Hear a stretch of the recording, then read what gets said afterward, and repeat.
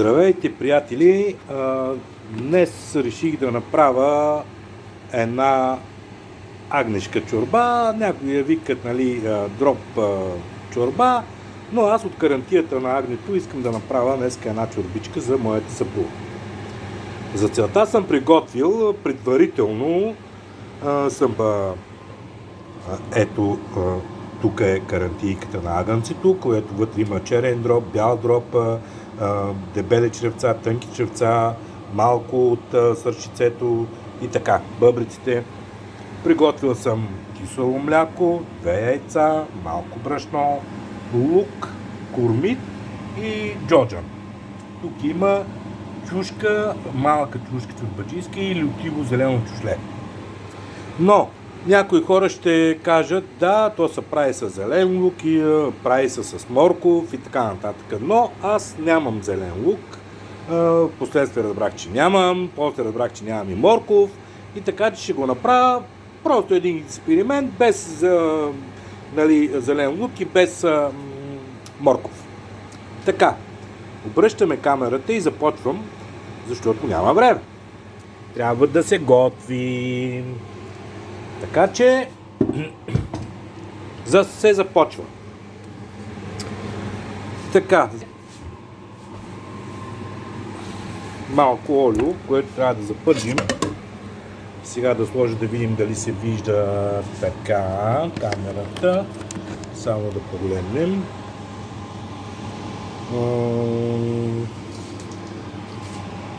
Вижда се вижда. Какво се вижда? Нищо не се вижда. Ето така. Какво се вижда? Не се вижда нищо. Момент да нагласим камерата, че не съм готов. Да видим така. Да, така се вижда.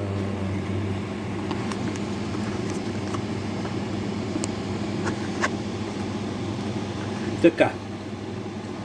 За целта сипваме малко олио в самата тенджурка. След като се запържи олиото,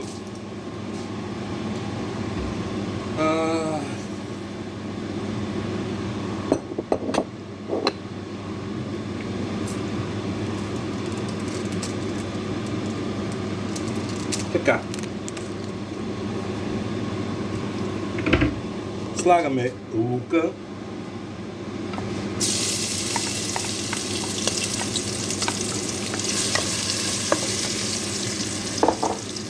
Слагаме от джоджана.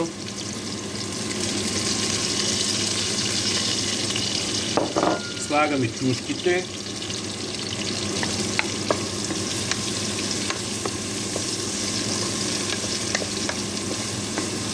Така. Сега слагаме малко сол.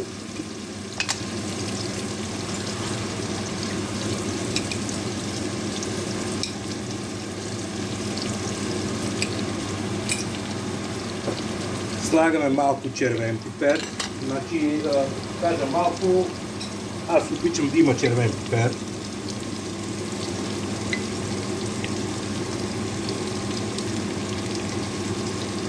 Да не е червеничка.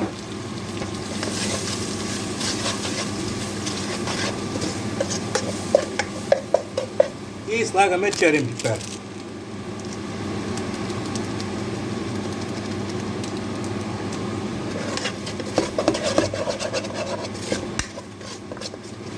Сега слагаме самата карантийка. Там на телефона, извинявам се.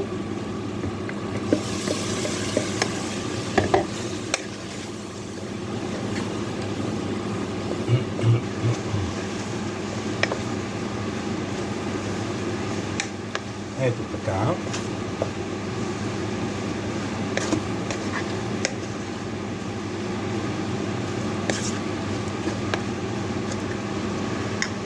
И нещо много важно, бульона трябва непременно да мине през цепка.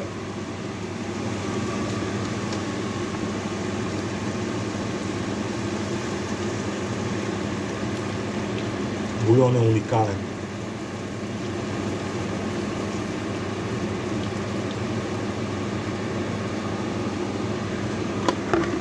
Така.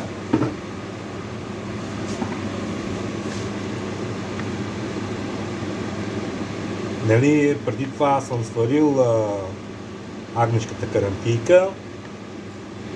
Да, слагат нали, дроб чорбата се слага и ориз, но това за мен е непонятно. Аз мразя такива неща в супите, ориз и такива неща. Сега не е необходимо 15-20 минути да поври малко, защото всичко е сварено, но няма смисъл на много варене. Но да омекни лука, да омекни чушката. И чорбата изглежда така много добра.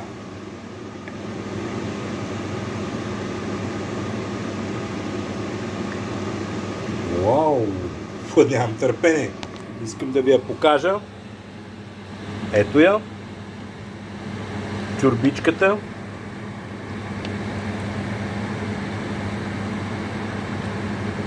Изглежда много добра. За застройката ни трябва 2 яйца, половин купа кисело мляко и 2-3 лъжички брашно. Но преди застройката, нали, да се направят тези неща, ще трябва да сложим и около 150-200 грама вода, защото брашното, самото брашно, като го сложим, ще сгъсти супата. Затова трябва да сложим и водичка в самата застройка. Така че ще застроим в една купа всичко това. Аз съжалявам, че не си приготвих черпак. Сега трябва да извадя черпак. Да, той е навънка. Ето го черпака тук. Да вземем една купа. Да вземем една купа, да може да бъркаме вътре и същевременно трябва да се бърка постоянно, да може да, нали, да се получат нещата за самата застройка. Така. Изчакваме да се свари малко, нали, да почне да къкре. Аз през това време прибирам в мивката всичко, което не е необходимо. Ужас, правя глупости. Но чорбата изглежда уникална така в този вид. Жена не ми се карай, ама много неща има да миеш. Ще се постарая да ги измия аз, ама не ти обещавам. Обичам да готвя, не знам защо, но не обичам да мия съдове. И така. И ето сега слагаме, нали, ще изчакаме още малко, трябва да сложим млякото, яйцата и брашанцето с водата. Чорбичката почва да ври, която много ма кефи. Уникална супичка. И ако ви кажа нещо, не вярвате, но за първи път правя супа. По принцип аз обичам да готвя, но обичам да готвя повече такива ястия с мръвки, ако сте забелязали. По-така, но супи никога не съм правил, сега правя за първи път. Не съм открил Америка аз, но старая се да бъде добре, старая се да бъде вкусно. Дано...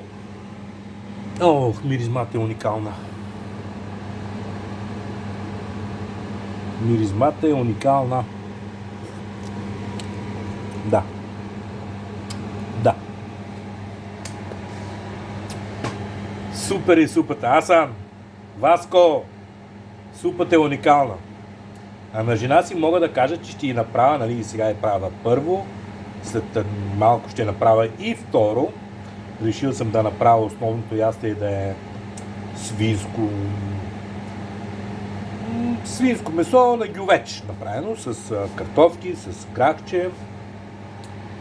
Така леко запечено в фурната, в тава. Няма да е в гювеча, но ще бъде в тава.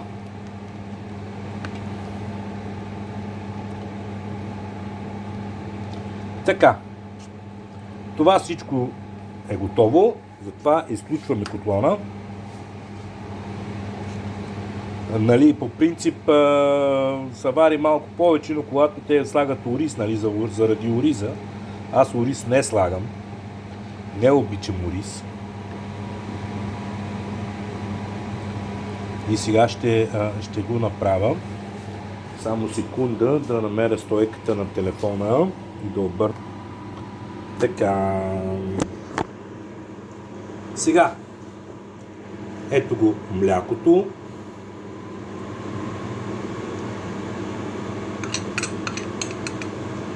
Така. Момент само да си вземе двете яйца.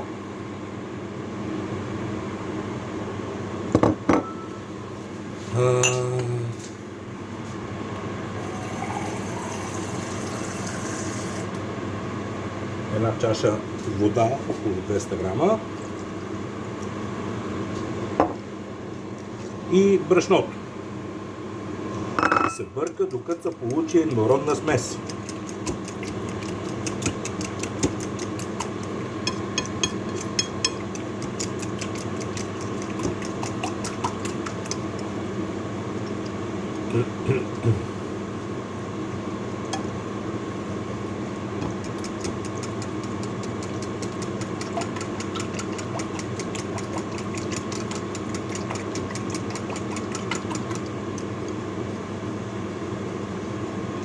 Така.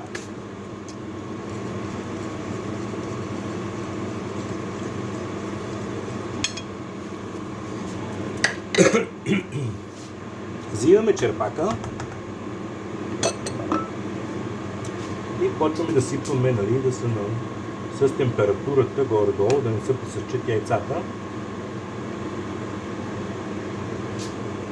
По-малко.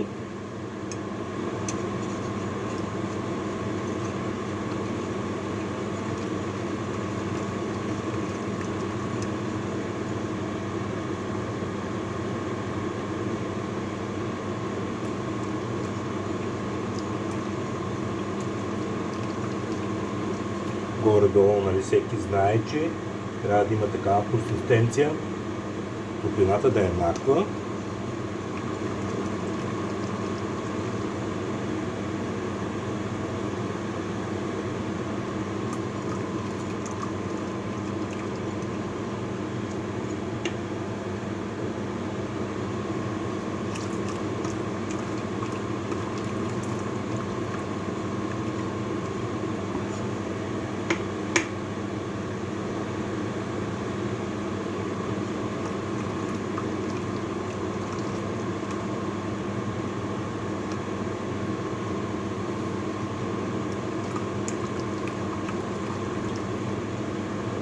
Искам само да кажа на моите приятели, говоря за Васко, за Асан, за Анка, за Петя.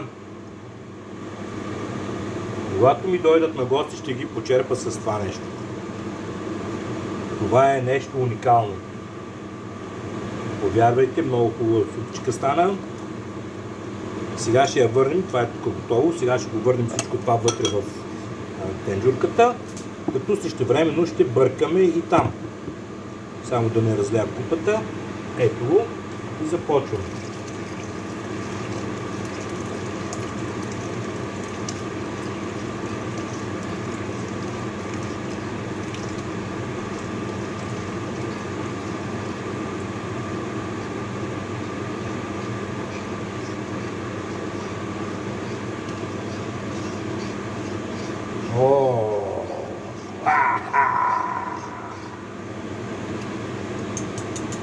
Браво е, Викторе! Номер 1! Какво и каквото да каже?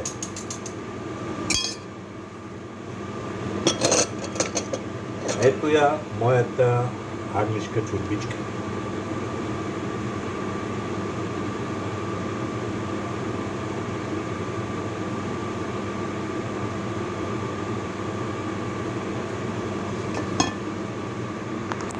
Ето я, дами и господа, моята агнешка чорба. Стана уникална чорба.